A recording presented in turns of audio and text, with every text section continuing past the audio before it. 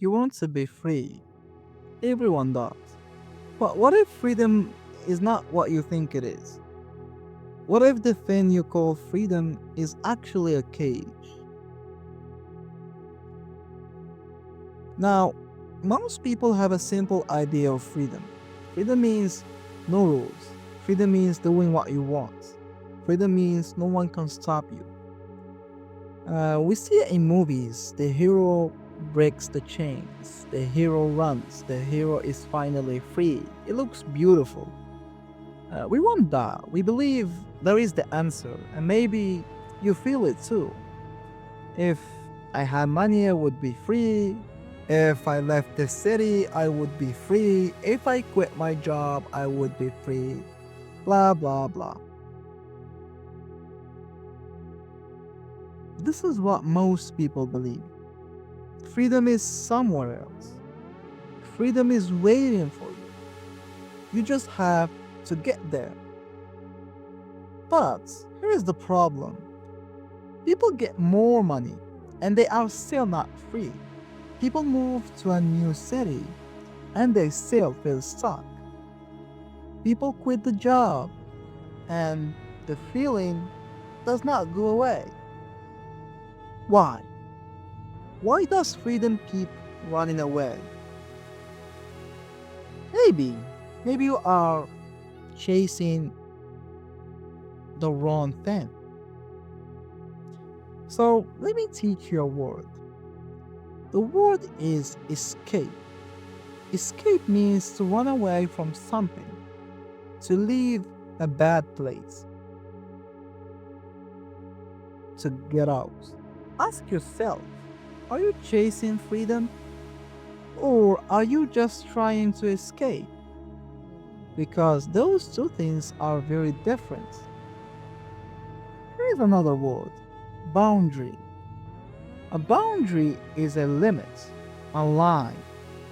It says, this is where something ends.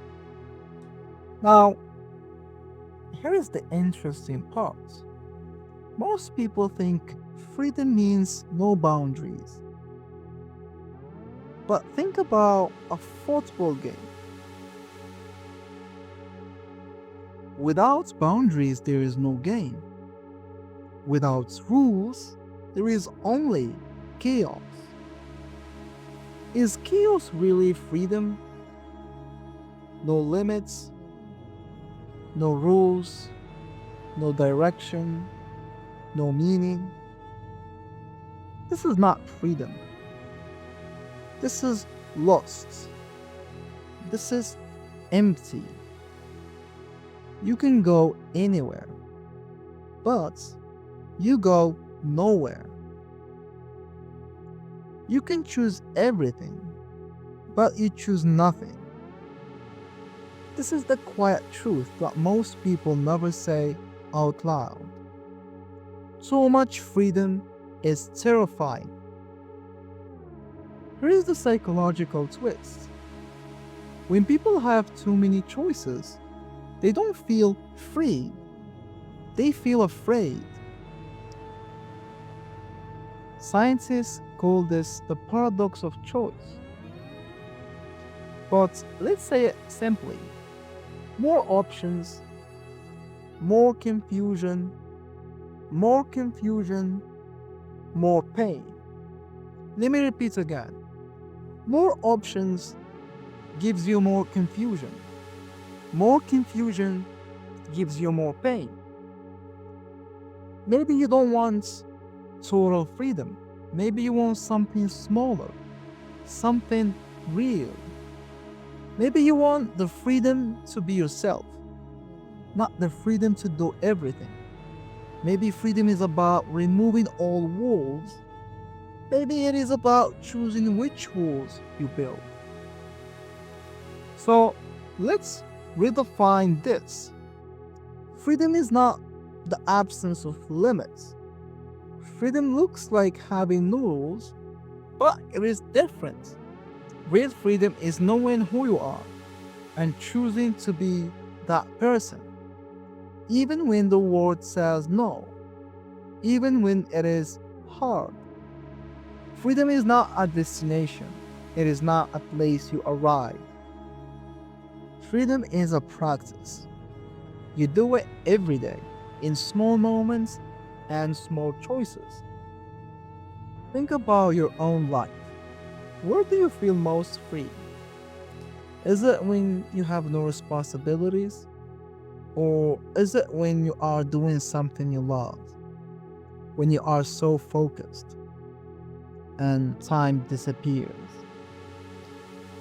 These moments, this is closer to real freedom. And now, think about learning English. Many people feel stuck. They say, I'm not free to speak. My grammar is wrong. My accent is different.